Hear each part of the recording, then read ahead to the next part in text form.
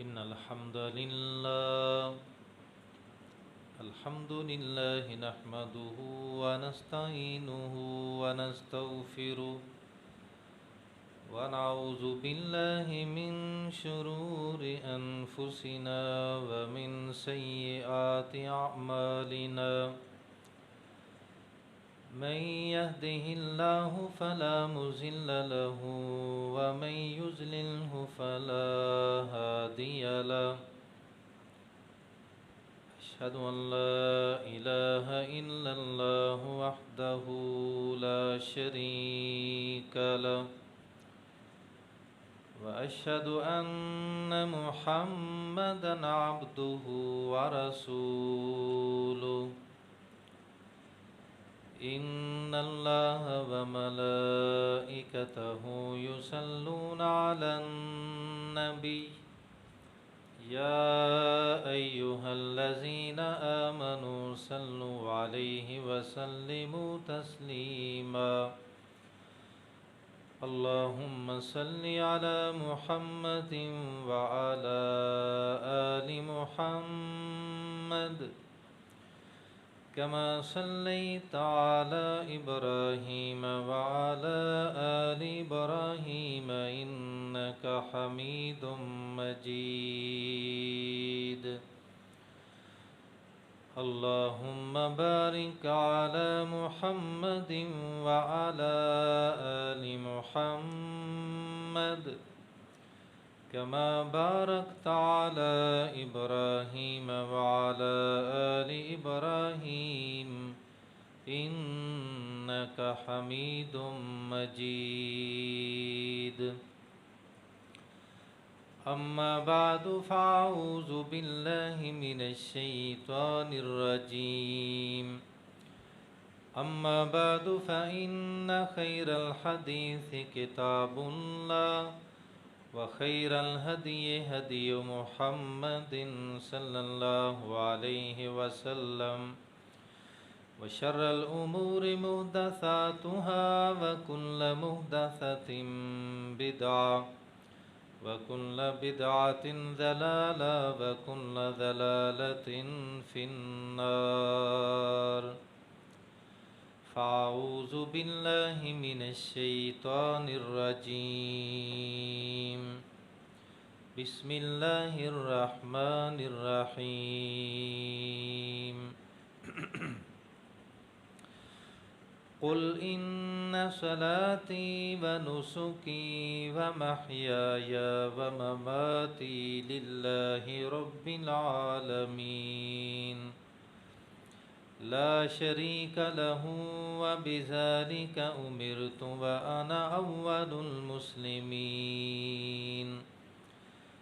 صدق الله مولانا العظيم وصدق رسوله النبي الكريم ونحن على ذلك لمن الشاهدين والشاكرين والحمد لله رب العالمين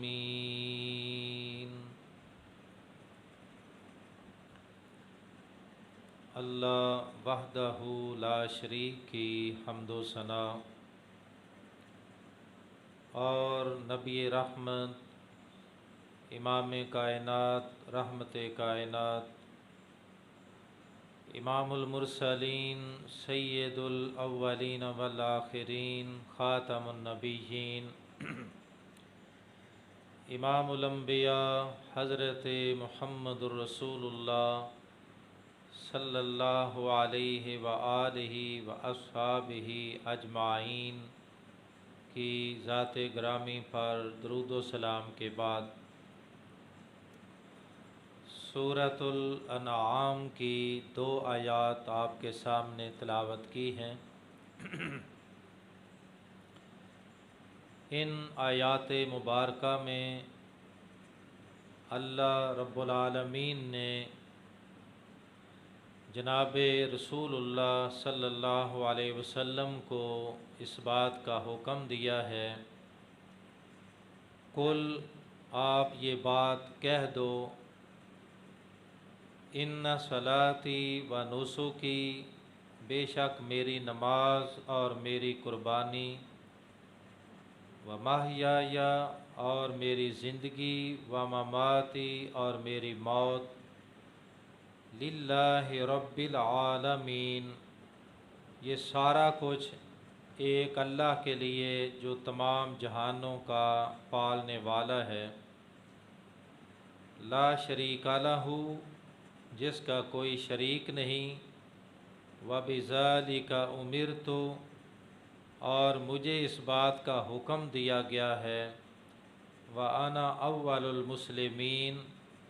اور میں فرما برداری کرنے والوں میں سب سے پہلا فرما بردار ہوں۔ ان آیات مبارکہ میں اللہ پاک نے رسول اللہ صلی اللہ علیہ وسلم کے ذریعے آپ کی امت کو، اہل ایمان کو چند باتیں سمجھائی ہیں۔ پہلی بات یہ سمجھائی ہے کہ ایک مومن، ایک مسلمان، اس کی ساری زندگی کے سارے معاملات، حتیٰ کہ اس کی موت، اس کا ہر عمل فقط اللہ کی رضا اور اس کی خوشنودی کے لیے ہونا چاہیے۔ صلاتی، اس کا معنی صرف نماز نہیں، بلکہ جتنی بھی بدنی اور فعلی عبادات ہیں، عملی طور پر یا زبان کے لحاظ سے، ذکر و اذکار کے لحاظ سے، تمام قسم کی عبادات جن کا تعلق انسان کے جسم اور انسان کی زبان کے ساتھ، وہ بھی ساری اللہ کے لیے، و نسکی، اور اس کا معنی صرف قربانی نہیں بلکہ تمام مالی عبادات، اس میں صدقہ،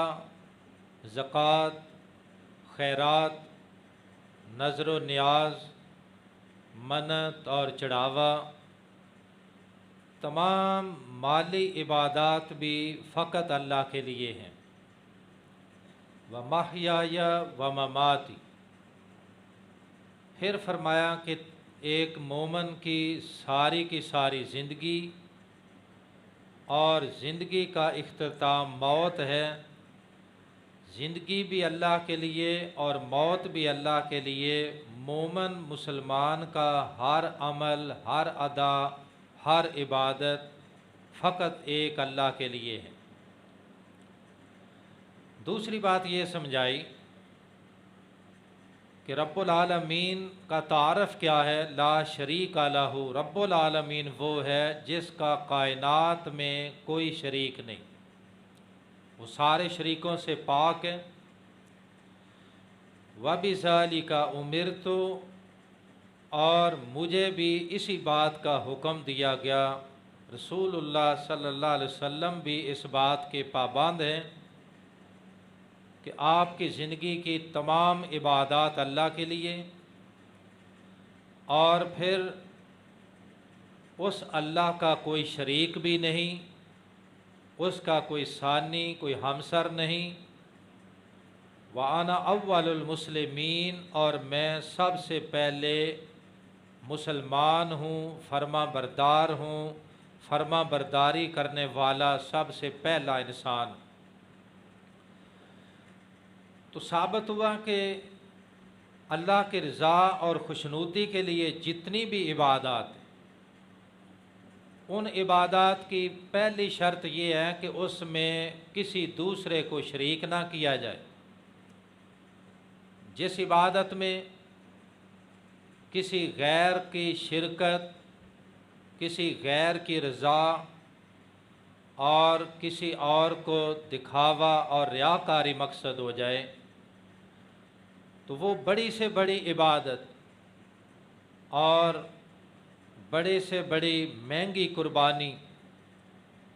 اور بڑی سے بڑی لمبی اور بڑی سے بڑی مشکل عبادت، اس عبادت کی کوئی وقت نہیں ہے جس عبادت میں غیر اللہ کو شریک کر لیا جائے۔ دوسری بات کہ ساری عبادات کا خلاصہ اللہ کی فرما برداری ہے اور اس کے سامنے عاجزی اور انکساری ہے۔ نماز کا خلاصہ بھی اللہ کی فرما برداری، اور روزے کا خلاصہ، حج کا خلاصہ، قربانی کا خلاصہ، ساری عبادات کا مقصد اللہ کی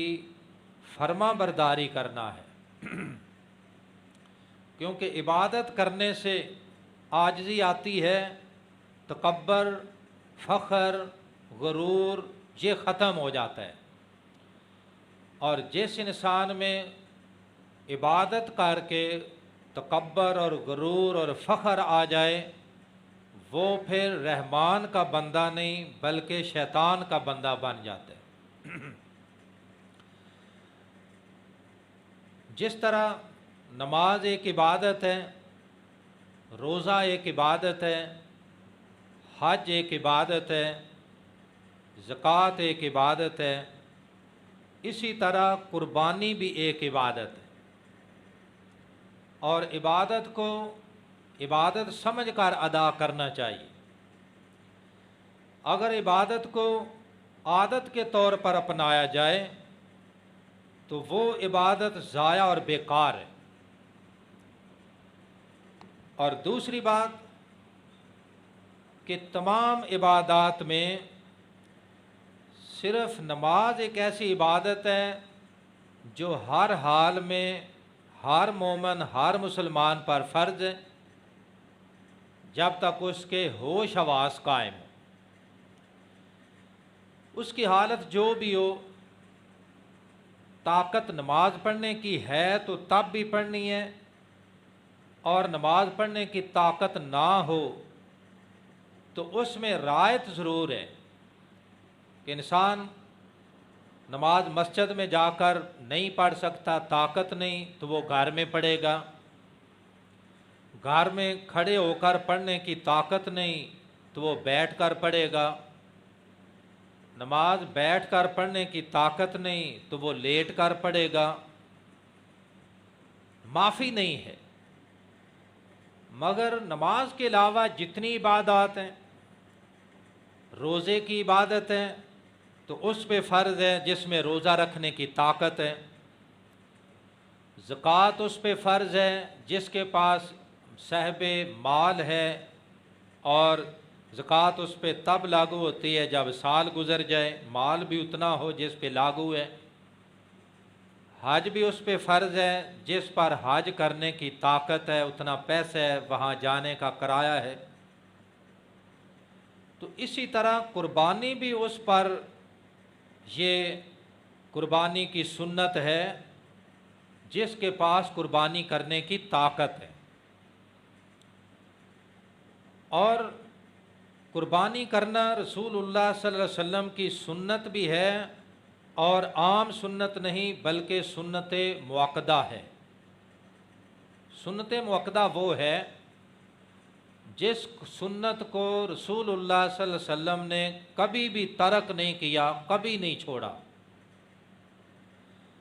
اور سیدنا عبداللہ بن عمر رضی اللہ تعالیٰ عنہ فرماتے ہیں، جامع ترمذی میں حدیث ہے، اقام رسول اللہ صلی اللہ علیہ وسلم بالمدینۃ عشرا، اللہ کے رسول صلی اللہ علیہ وسلم نے مکہ سے ہجرت کرنے کے بعد مدینہ میں زندگی کے 10 سال گزارے، اور یہ ساری عبادات مدینہ میں جا کر فرض بھی ہوئیں، نماز، روزہ، حج، زکوٰۃ، اسی طرح قربانی کی سنت، یہ ساری عبادات مدینہ میں آپ پر، آپ کی امت پر فرض کی گئی۔ تو آپ نے مدینہ میں 10 سال گزارے اور ہر سال اس قربانی کی سنت پر عمل کیا۔ ہر سال آپ قربانی کرتے رہے، یضحی کل سنۃ، ہر سال آپ نے قربانی کی۔ اور صحیح بخاری میں حدیث ہے، حضرت براء بن عازب رضی اللہ تعالیٰ عنہ بیان کرتے ہیں، جناب رسول اللہ صلی اللہ علیہ وسلم عید الاضحیٰ کی نماز عید پڑھنے کے لیے عیدگاہ میں پہنچے، تو وہاں جا کر آپ نے فرمایا ان اول ما نبدأ بہ فی یومنا ھذا نصلی، آج ہم عیدگاہ میں پہنچ کر 2 رکعت تحیۃ المسجد پڑھنے۔ آپ جمعہ کے دوران آتے ہیں تو بیٹھنے سے پہلے تحیۃ المسجد 2 رکعت، یہ مسجد کا حق ہے، اگر آپ اس کے بغیر بیٹھ جائیں تو آپ نے وہ حق ادا نہیں کیا۔ عیدگاہ میں پہنچ کر آپ نے فرمایا ان اول ما نبدأ بہ فی یومنا ھذا نصلی، کہ ہم آج کے دن سب سے پہلے عیدگاہ میں پہنچ کر جو پہلا کام کریں گے وہ عید کی نماز ہے۔ سب سے پہلے عیدگاہ میں پہنچ کر نبی پاک نے اور کوئی کام نہیں کیا، خواہ عید الفطر ہے یا عید الاضحیٰ ہے، سب سے پہلے عید کی نماز۔ اور عید کی نماز سے پہلے بھی کوئی نفل نہیں، عید کی نماز کے بعد بھی کوئی نفل نہیں۔ سیدنا علی رضی اللہ تعالی عنہ نے ایک آدمی کو دیکھا، وہ عیدگاہ میں نفل پڑھ رہا ہے۔ آپ نے اس سے پوچھا کہ عید کی نماز تو 2 رکعت ہے، آپ نے یہ کیا پڑھا؟ اس نے کہا میں نے نفل پڑھے۔ تو سیدنا علی رضی اللہ تعالیٰ عنہ نے کہا کہ یہ تم نے سنت کے خلاف کام کیا ہے۔ اس نے کہا میں کوئی غلط کام تو نہیں کیا، نفل ہی پڑھے ہیں، تو کیا نفل پڑھنے کی وجہ سے اللہ پاک مجھے سزا دے گا؟ سیدنا علی رضی اللہ تعالیٰ عنہ نے فرمایا کہ نفل پڑھنے کی سزا اللہ پاک نہیں دیتا، لیکن سنت کی خلاف ورزی کی وجہ سے ایسا ہو سکتا ہے کہ اللہ پاک پکڑ لے اور پھر پوچھے کہ تم نے سنت کے خلاف ایک کام کیوں کیا ہے۔ تو خیر آپ نے سب سے پہلے عید کی نماز پڑھائی، اور جب عید کی نماز پڑھائی، خطبہ دیا، دعا مکمل ہوئی، تو صحابی کہتے ہیں آپ نے فرمایا ثم نرجع فننحر، اب ہم عیدگاہ سے گھروں کو جائیں گے اور سب سے پہلے گھر میں جا کر اپنی قربانیوں کو اللہ کی راہ میں ذبح کریں گے۔ پھر فرمایا من فعل ھذا فقد اصاب سنتنا، جس نے یہی طریقہ اختیار کیا کہ عیدگاہ میں پہلے نماز پڑھی اور پھر واپس آ کر قربانی کی، فقد اصاب سنتنا، تو اس نے ہماری سنت پر عمل کیا۔ تو امام بخاری رحمۃ اللہ علیہ نے اس حدیث سے پہلا مسئلہ یہ ثابت کیا ہے کہ قربانی کرنا نبی پاک کی سنت ہے۔ آپ نے سنت کا نام لیا کہ جس نے عید کی نماز پڑھ کر قربانی کی اس نے ہماری سنت پر عمل کیا ہے۔ قربانی کرنا رسول پاک کی سنت ہے، مگر سنت ایسی ہے جو عام نہیں بلکہ سنت مؤکدہ ہے، کہ تاکید بہت زیادہ ہے، جیسے مسواک کی سنت ہے، مگر نبی پاک نے اس سنت کو پوری زندگی ترک نہیں کیا، نماز سے پہلے بھی، سونے سے پہلے بھی، کھانے سے پہلے بھی، سفر سے واپسی پر بھی، ہر وقت آپ مسواک ہمیشہ اپنے پاس رکھتے تھے۔ اور یہ نبی پاک کی ایسی سنت ہے جو ہر وقت ہمارے پاس ہونی بھی چاہیے۔ صرف برش پر اکتفا نہ کریں کہ گھر جاؤں گا یا سو کر اٹھوں گا تو برش کروں گا، یہ تو ایک تکلف ہے جو بعد میں آیا ہے، اصل تو سنت مسواک کی ہے، اور یہ مسواک کی سنت ہر وقت ہمارے پاس رہنی چاہیے۔ جب بھی وضو کا ٹائم ہے اس کو گیلا کریں اور وضو سے پہلے تھوڑی دیر اپنے دانتوں پر پھیر لیں۔ جناب رسول اللہ صلی اللہ علیہ وسلم نے فرمایا لولا ان اشق علی امتی لامرتم بالسواک مع کل وضو، اگر میں اپنی امت پر مشقت نہ سمجھتا تو میں یہ حکم دے دیتا کہ جب بھی وضو کرنا ہے، نماز پڑھنی ہے تو پہلے مسواک، میں حکم دے دیتا۔ اگر اللہ کے رسول حکم دے دیتے تو فرض ہو جاتا، تو مسواک کا حکم نہیں دیا، تاکید کی ہے۔ اسی طرح قربانی کا حکم نہیں دیا، اس کی تاکید کی ہے۔ تاکید کیا ہے؟ جامع ترمذی میں حدیث ہے اور صحیح الترغیب والترہیب میں بھی یہ حدیث مبارکہ ہے۔ رسول اللہ صلی اللہ علیہ وسلم نے فرمایا من کان لہ ساعۃ ولم یضحی، جس بندے کو اللہ پاک نے مال کی وسعت دی ہے، طاقت دی ہے، استطاعت دی ہے کہ وہ قربانی کر سکتا ہے، اس کے لیے کوئی پریشانی نہیں، نہ قرض اٹھانے کا بوجھ اس کو اٹھانا پڑتا ہے، نہ اس کو ادھر ادھر سے مانگنا پڑتا ہے، اس کے پاس ذاتی بینک بیلنس ہے، طاقت ہے، فلم یضحی، اس کے باوجود وہ قربانی نہیں کرتا، فرمایا فلا یحضر مصلانا، پھر اس کو چاہیے کہ وہ عید کے دن ہمارے ساتھ عید بھی نہ پڑھے۔ فلا یحضر، حاضر نہ ہو، مصلانا، عید گاہ میں، وہ بیٹھا رہے اپنے گھر۔ اللہ پاک نے اس کو وسعت دی ہے، طاقت دی ہے، اور یہ ایک شکرانے کا بہترین موقع تھا، اور اس نے اس پر کوئی توجہ نہیں دی، فضولیات کاموں میں اپنا مال خرچ کرتا ہے، اس کے پاس طاقت ہے قربانی کی، نہیں کر رہا، تو پھر اس کو چاہیے کہ وہ اپنے گھر میں بیٹھا رہے، بے شک عید نہ پڑھنے آئے، تاکید اس قدر۔ مگر اس کے باوجود حکم نہیں دیا، تو امام بخاری نے اس حدیث سے پہلا مسئلہ یہ ثابت کیا کہ قربانی نبی پاک کی سنت ہے، اور دوسری حدیث میں سنت مؤکدہ ہے، اور نبی پاک نے ہمیشہ اس پر عمل کیا اور ترغیب دی ہے۔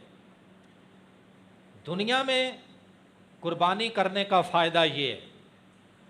کہ انسان کا جو ایک دل کا بخل ہے یہ ختم ہوتا ہے قربانی کرنے سے، کہ انسان مال جمع کرتا رہتا ہے، جوڑتا رہتا ہے، زکوٰۃ نہیں دیتا، بخیل ہے، مال ہے صدقہ نہیں دیتا، بخیل ہے، کنجوس ہے۔ انسان کے پاس مال ہے، حج کرنے کی طاقت ہے، عمرہ کرنے کی طاقت ہے، نہیں کر رہا، یہ بخیل ہے۔ اس کے پاس کسی کی مدد کرنے کی گنجائش ہے، اس کا کوئی عزیز رشتہ دار اس کے پاس آتا ہے تعاون کے لیے، اس کی مدد نہیں کرتا، یہ بخیل ہے۔ تو اسی طرح قربانی کے ایام آتے ہیں، اس کے پاس پیسہ ہے، مال ہے، قربانی نہیں کرتا، تو یہ بخیل ہے۔ یہ بخل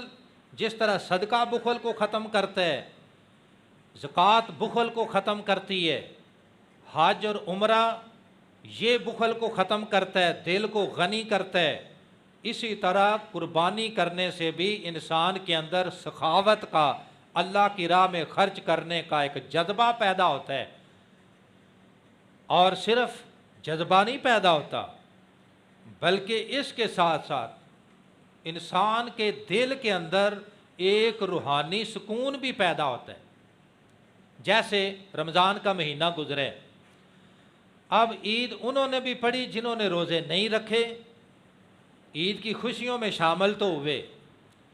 اور عید کی خوشیوں میں وہ بھی آئے جنہوں نے پورا رمضان کا مہینہ دن کا روزہ، رات کا قیام، سحری افطاری کا انتظام کیا۔ اب عید کے اجتماع میں یہ دونوں قسم کے مسلمان آتے ہیں۔ عید الفطر میں ایک روزہ نہ رکھنے والے، تراویح نہ پڑھنے والے، اور دوسرے تراویح اور روزے کا اہتمام کرنے والے۔ اب یقینی بات ہے کہ عید کی جو حقیقی خوشی ہے جو روزہ رکھنے والے کو ملتی ہے، بے روز کو مل ہی نہیں سکتی۔ وہ اس روحانی اور دلی اطمینان اور سکون کو حاصل کرنے سے محروم رہتے ہیں۔ یہی حال قربانی کے، کہ جس کو اللہ نے طاقت دی یا اس نے کوشش کر کے قربانی کا انتظام کیا، بے شک الگ سے جانور نہیں خرید سکا، حصہ ڈال لیا، کوئی بات نہیں، اس کو بھی اللہ قربانی کا پورا ثواب دیتے ہیں۔ یہ ایک رعایت ہے اللہ کی طرف سے، اور رعایت پر عمل کرنے سے ثواب میں کمی نہیں ہوتی۔ جس طرح سفر میں نماز قصر ہے، نماز میں رعایت ہے، تو قصر پڑھنے سے نماز کی اجر میں، ثواب میں ذرہ برابر کمی نہیں ہوتی، بلکہ سنت پر عمل کرنے کا میں سمجھتا ہوں اضافی آپ کو ثواب مل جائے گا، جو شاید اتنا ثواب حضر میں گھر میں نماز پڑھنے سے نہ مل سکا۔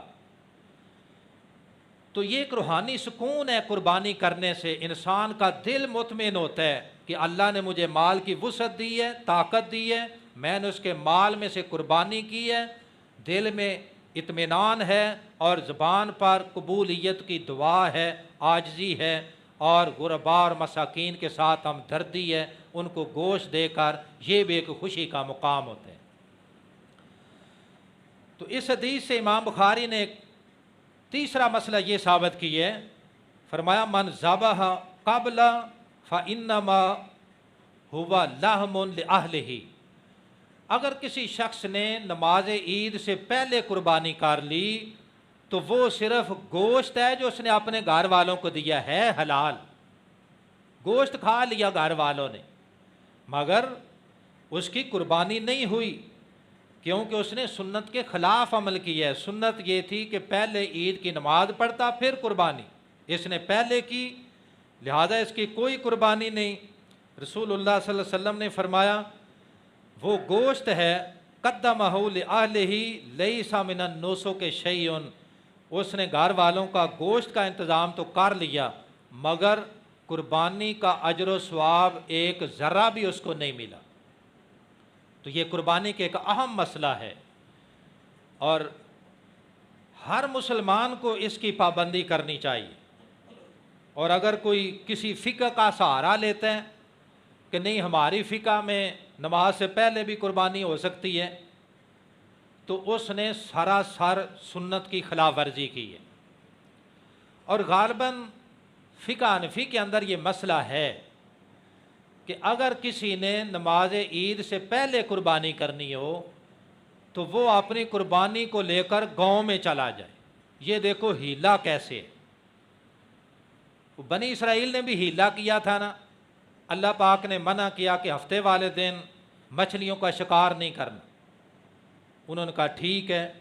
ہفتے والے دن جال لگائے، مچھلیوں کو پھنسا لیا، گھر میں نہیں لائے، وہ پھنسی ہوئی ہیں، اتوار کو جا کر ان کو نکال لیا، گھر لے آئے، کہنے لگے ہم نے ہفتے والے دن مچھلیاں پکڑی نہیں ہیں، گھر میں نہیں لائے، صرف جال لگائے، ہیلا کیا۔ اللہ پاک فرماتے ہیں قُلْنَا لَهُمْ كُونُوا قِرَدَةً خَاسِئِينَ، ہم نے کہا کہ اب تم سارے کے سارے یہ ہیلا کرنے والے بندر ذلیل بن جاؤ۔ شریعت کے اندر ہیلا نہیں چلتا کہ جس نے قربانی عید سے پہلے کرنی ہو وہ قربانی کا جانور گاؤں میں لے جائے، وہاں جا کر قربانی کر لے، کیونکہ گاؤں والوں پر یہ حکم لاگو نہیں ہوتا۔ بھئی گاؤں میں مسلمان نہیں ہوتے، یہ کون سی بات ہے؟ گاؤں والوں پر جمعہ فرض نہیں ہے، کیوں فرض نہیں ہے؟ وہ مسلمان نہیں ہیں۔ پھر فضول شرائط لگا دیں کہ یہ جمعہ کی پابندی، اسی طرح قربانی کرنے کی پابندی، یہ ان لوگوں پر ہے، اس آبادی پر ہے جہاں عدالتیں بھی لگتی ہوں، وہاں پولیس اسٹیشن ہو، اور اسی طرح وہاں جج بیٹھتا ہو، کچہری ہو، جہاں یہ سہولتیں ہوں وہاں یہ قانون لاگو ہوتا ہے، اور جہاں نہ ہو وہاں نہیں ہوتا۔ یہ ساری خود ساختہ اور ہیلا سازی ہے، میں ان بات میں نہیں پڑھنا چاہتا۔ جناب رسول اللہ صلی اللہ علیہ وسلم نے قربانی کی ترغیب بہت زیادہ دی ہے، اور ہر مسلمان کو اس ترغیب سے فائدہ اٹھاتے ہوئے حتی الوسع کوشش کریں کہ قربانی کا اہتمام ضرور ہو، مگر شریعت میں ایسے بھی نہیں ہے کہ بندہ خواہ مخواہ قرضہ اٹھا کر قربانی کے چکر میں پڑ جائے۔ مگر قرضے کی بھی کئی قسمیں ہیں۔ آج ہمارے ہاں قرضہ شوقیہ لیا جا رہا ہے، یہ جو روڈوں پر گاڑیوں کی بھرمار ہے، یہ لوگوں نے شوقیہ بینکوں سے قرضہ لے کر گاڑیاں لے لی لیز پر، کوئی مجبوری نہیں تھی۔ مجبوری میں قرضہ لینا جائز ہے، بندہ مصیبت میں ہے قرضہ لے سکتے ہیں، مگر یہ عیش پرستی کا قرضہ کہ میرے پاس گاڑی ہونی چاہیے، ایک سٹیٹس ہے، میں بھی اپنے ہم پلہ لوگوں کے برابر ہوں، تو قرضے سے رسول اللہ صلی اللہ علیہ وسلم نے پناہ مانگی ہے۔ کوئی بات نہیں، نئی گاڑی نہیں تو پرانی لے لو، پرانی کی بھی طاقت نہیں تو موٹر سائیکل پہ گزارا کر لو، کیوں قرضہ لیتے ہو؟ قرضہ ایسی بیماری ہے اور ایسا روگ ہے کہ انسان کو 24 گھنٹے دلی پریشانی کا سامنا کرنا پڑتا ہے۔ تو نبی پاک نے قرضہ سے پناہ مانگی، اللہم انی اعوذ بک من الہم والحزن والعجز والکسل وضلع الدین، اے اللہ میں غم سے، پریشانی سے، سستی سے، کاہلی سے تیری پناہ مانگتا ہوں، وضلع الدین اور قرضے کے چڑھ جانے سے بھی تیری پناہ مانگتا ہوں کہ میں لوگوں کا مقروض نہ ہو جاؤں، ہمیشہ اس سے پناہ مانگی۔ تو ایسا قرضہ مت لیں کہ جو بعد میں آپ کے لیے اتارنا مشکل ہو جائے۔ ایسا ہو سکتا ہے کہ اگلے مہینے پیسے آنے ہیں، کوئی بات نہیں، ابھی میں قربانی کر لیتا ہوں، اگلے مہینے دے دوں گا، کوئی مسئلہ نہیں، کر لے۔ لیکن اگر اگلے مہینے بھی کوئی امید نہیں، اس سے آگے بھی کوئی امید نہیں، اور خام خواہ مقروض ہو کر قربانی کر رہے ہیں، تو اس تکلف میں نہ پڑے۔ ایک بات۔ دوسری بات یہ ہے کہ ہمارے ہاں بہانہ سازی بہت زیادہ چلتی ہے کہ لوگ بہانے لگا دیتے کہ جی میرے پاس طاقت تو ہے قربانی کرنے کی، لیکن میں نے ایک یتیم بچی تھی، اس کی شادی کا مسئلہ تھا، تو میں نے قربانی کے پیسے اس کو دے دی۔ بات تو ٹھیک ہے کہ بچی یتیم ہے، اس کے نکاح کے جو ضروری لوازمات اس میں حصہ ڈالنا چاہیے، تو کیا اس کے لیے صرف قربانی کی پیسہ رہ گیا ہے؟ اس کے علاوہ آپ کے پاس کچھ نہیں ہے کہ آپ اس بچی کی مدد کر دیں؟ حج میں بھی یہی عذر لگایا جاتا ہے کہ میں نے حج تو کرنا تھا مگر ایک مسئلہ بن گیا، بچی کی شادی کا مسئلہ تھا یا کوئی اور مسئلہ تھا، تو میں نے حج کے پیسے اس کو دے دی۔ بھائی حج کے کیوں دیے؟ کیا تمہارے پاس حج کے علاوہ پیسے نہیں تھے؟ تو یہ بہانے ہیں آج ہمارے عوام الناس میں کہ لوگ خواہ مخواہ بہانے لگاتے ہیں۔ اور ایک اعتراض بھی ہے قربانی کے اوپر، اعتراض کرنے والے جو قربانی کے مخالف ہیں، آج کل مسلمانوں کے اندر بھی ایسے لوگ موجود ہیں جو نماز کے مخالف ہیں، روزے کے مخالف ہیں، حج کے مخالف ہیں، قربانی کے مخالف۔ انہوں نے کسی طریقے سے لوگوں کو نیکی سے ضرور روکنا ہے کہ لوگ اس طرف نہ آئیں۔ اب حج میں بھی اس طرح کی رکاوٹیں ڈالتے ہیں کہ جی تمہارا حج ہو جائے گا، کسی بچی کے نکاح کا انتظام کر دو تمہارا حج ہو جائے گا۔ بھائی کیسے ہو جائے گا؟ یہ جھوٹی بات ہے۔ تو اسی طرح کہتے ہیں جی قربانی یہ سارے مسلمانوں پر فرض نہیں ہے، یہ تو صرف ان لوگوں کے لیے فرض ہے جو حج کے لیے وہاں پہنچے ہیں اور مناسک حج کے اندر قربانی شامل ہے، صرف وہ لوگ قربانی کریں، باقی کریں نہ کریں ان کے لیے ضروری نہیں۔ یہ سراسر غلط بات ہے۔ نبی پاک نے زندگی میں ایک ہی حج کی ہے، ایک ہی حج، مگر قربانیاں آپ نے 10 سال مدنی زندگی کے ہر سال قربانی کی ہے، ہر سال حج نہیں کیا، مگر قربانی کو ترک نہیں کیا۔ لہٰذا یہ غلط بات ہے کہ قربانی صرف مناسک حج میں سے ہے۔ یہ ہر مسلمان کے لیے نبی پاک کی ایسی سنت ہے جس پر آپ نے بھی عمل کیا، آپ کے صحابہ نے عمل کیا۔ قربانی کے بارے میں مسائل تو بہت ہیں، مگر ایک ہی مسئلہ آج بیان ہو سکے، اور دوسرا مسئلہ بہت ضروری ہے اگرچہ ٹائم بھی قریب ہے۔ صحیح مسلم میں حدیث ہے، رسول اللہ صلی اللہ علیہ وسلم نے ارشاد فرمایا، من رآ ہلال ذی الحجہ واراد ان یضحی فلا یاخذ من شعرہ ولا من اظفارہ حتی یضحی۔ آپ نے فرمایا کہ جس شخص نے ذی الحجہ کا چاند دیکھ لیا، طلوع ہو گیا ہے، ابھی ذوالقعدہ ہے، آج غالباً 26 ذوالقعدہ کی تاریخ، چند دن باقی ہیں، فرمایا من ارادہ ان یضحیہ، جس شخص کا ارادہ بن گیا کہ اس نے قربانی کرنی ہے، بے شک ابھی جانور نہیں خریدا، قربانی کے حصہ پیسے ابھی جمع نہیں بھی کروائے، ارادہ ہے میں نے قربانی کرنی، کہ لوگ چاند رات کو بھی جا کر جانور خرید سکتے ہیں، کوئی مسئلہ نہیں ہے۔ پہلے دن جانور نہیں ملا، دوسرے دن مل جائے گا، دوسرے دن نہیں ملا، تیسرے دن مل جائے گا، تیسرے دن نہیں ملا تو چوتھے دن بھی قربانی ہو سکتی ہے۔ یہ بات بھی ضمناً ابھی سامنے آ گئی ہے۔ عام طور پر یہ بات مشہور ہے کہ قربانی صرف 3 دن ہے، لیکن سنت سے یہ بات ثابت ہے وہ 4 دن ہے۔ پہلا دن 10 ذو الحج کا، جس دن عید کی نماز پڑھی جاتی، اس کے بعد ذو الحج کی 11، 12 اور 13، یہ جو 3 دن ہیں ان کو حدیث میں ایام تشریق کہا گیا ہے۔ رسول اللہ صلی اللہ علیہ وسلم نے فرمایا کل ایام التشریق ذبح، ایام تشریق سارے کے سارے قربانی ذبح کرنے کے دن، تو آپ 11 کو کر لیں تب بھی ٹھیک ہے، 12 کو کر لیں تب بھی ٹھیک ہے، 13 کو کر لیں تو تب بھی ٹھیک ہے، 13 ذو الحج تک قربانی ہو سکتی ہے۔ مگر یہ مسئلہ ہے کہ سب سے افضل دن وہ 10 کا ہے، جس دن عید کی نماز پڑھی جاتی ہے،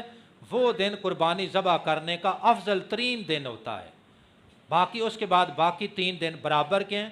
پہلے دن کا مقابلہ اور ثواب بعد والا نہیں کر سکتا ہے۔ تو فرمایا جس نے قربانی کرنی ہے اور ذو الحج کا چاند بھی نظر آ گیا تو اب 10 دن حجامت پر پابندی ہے۔ فلا یاخذ من شعری، اپنے بال نہیں کٹوائے گا، اور بالوں میں سار کے بال، بغل کے بال، زیر ناف کے بال، یہ نبی پاک کی جو سنت ہے ان کو کاٹنے کا حکم ہے عام دنوں میں، اور بغل کے بال اور زیر ناف کے بال آخری لمٹ ان کی 40 دن ہے۔ 40 دن کے اندر ان کی صفائی ضروری ہے ایک مسلمان کے لیے، غیر مسلم نہیں کرتے، وہ گندے ہیں۔ ایک مسلمان اس کے لیے صفائی طہارت نصف ایمان ہے۔ مگر فرمایا 10 دن جس نے قربانی کرنی ہے وہ نہ اپنے سر کے بال کاٹے گا، نہ بغل کے بال، نہ زیر ناف کے بال، نہ ہاتھوں کے ناخن، نہ پاؤں کے ناخن، یہ پابندی ہے۔ یہ ایسی پابندی ہے جیسے حج کرنے والے حاجی جب وہ حالت احرام میں ہوتے ہیں تو حالت احرام میں ان پر پابندی ہے، اور بھی پابندیاں احرام کی حالت میں جو ہم نے پہلے بیان کی تھی۔ تو یہ پابندی لاگو ہے، اس میں کوئی یہ نہ سمجھے کہ خیر صلی اللہ میں چاند نظر آنے کے بعد بھی حجامت کروا لوں گا تو وہ سنت کی خلاف ورزی کرے گا جس نے قربانی کرنی۔ اب جس نے قربانی نہیں کرنی اس پر پابندی نہیں ہے، لیکن صحیح ابن خزیمہ میں حدیث ہے کہ اگر وہ بھی اس پابندی کو اپنے اوپر لاگو کر لے کہ قربانی کی طاقت نہیں ہے مگر حجامت کی پابندی کرتا ہے تو اللہ پاک اپنی رحمت سے اس بندے کو قربانی کا ثواب عطا فرما دیں۔ تو آج کے جمعہ میں یہ چند باتیں بیان ہو سکی ہیں، اللہ پاک ہمیں ان پر عمل پیرا ہونے کی توفیق عطا فرمائے۔ قربانی کے باقی مسائل انشاءاللہ آئندہ جمعہ بیان کریں گے۔ اللہ پاک ہمیں حق بات کہنے کی، سمجھنے کی اور سمجھ پر اس پر عمل کرنے کی توفیق عطا فرمائے۔ وآخر دعوانا ان الحمدللہ رب العالمین۔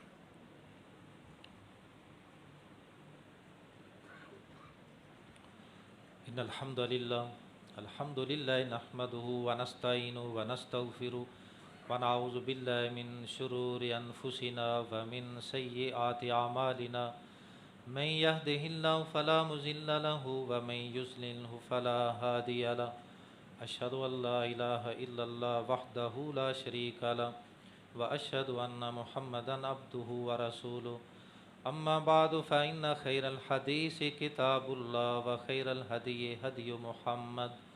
صلى الله عليه وسلم وشر الأمور محدثاتها وكل محدثة بدعة وكل بدعة ضلالة وكل ضلالة في النار۔ قربانی کے مسائل آپ نے کچھ سنے ہیں تفصیل سے، کچھ اختصار سے، مگر آج کے جمعہ کا خلاصہ یہ ہے کہ کوئی بھی مسلمان خواہ وہ نیک ہے یا بد ہے، قربانی اگر وہ چاہتا ہے کہ اس کی قربانی قبول ہو جائے تو شرائط تو اور بھی ہیں کہ وہ پیسہ بھی حلال کا ہونا چاہیے، جس پیسے سے اس نے قربانی کا جانور خریدنا ہے وہ پیسہ حلال کا ہو، حرام کا نہ ہو۔ مگر جو اس سے بھی بڑی شرط ہے وہ یہ ہے کہ اس کا نمازی ہونا از حد ضروری ہے۔ بے نماز بندے کا کوئی عمل قبول نہیں۔ بے نماز بندے کے نہ روزے قبول ہیں، بے نماز بندے کا حج قبول نہیں، بے نماز بندے کا عمرہ بھی قبول نہیں، بے نماز بندے کی زکوٰۃ بھی قبول نہیں، بے نماز بندے کا صدقہ بھی قبول نہیں۔ بے نماز بندے کا کوئی عمل قبول نہیں ہوتا جب تک وہ نماز کی پابندی نہ کرے۔ لہذا قربانی بھی اس بندے کی ہے جو پہلے نماز کی پابندی کرے پھر قربانی دے۔ تو اس کا مطلب یہ نہیں کہ آپ یہ سمجھیں کہ خطیب صاحب نے ہمیں قربانی سے روک دی ہے۔ بھئی قربانی سے نہیں روکا، نماز کو چھوڑنا یہ کبیرہ گناہ ہے۔ میں اس سے آپ کو تنبیہ کر رہا ہوں کہ اگر آپ چاہتے ہیں کہ آپ کی قربانی قبول ہو جائے تو پہلے نماز کی پابندی کرو۔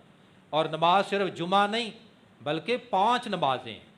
اور یہ صرف 1 یا 2 دن نہیں، یا قربانی کے 10 دن عشرہ ذو الحجہ کے نہیں، بلکہ زندگی کے آخری سانس تک یہ نماز کی پابندی ہے۔ تو آج کے جمعہ کا خلاصہ یہ ہے کہ اگر آپ پہلے نماز میں سستی کر رہے ہیں تو آج ہی سے توبہ کر لیں کہ یا اللہ میں نے قربانی کرنی ہے، لہذا آئندہ سے میں نماز نہیں چھوڑوں۔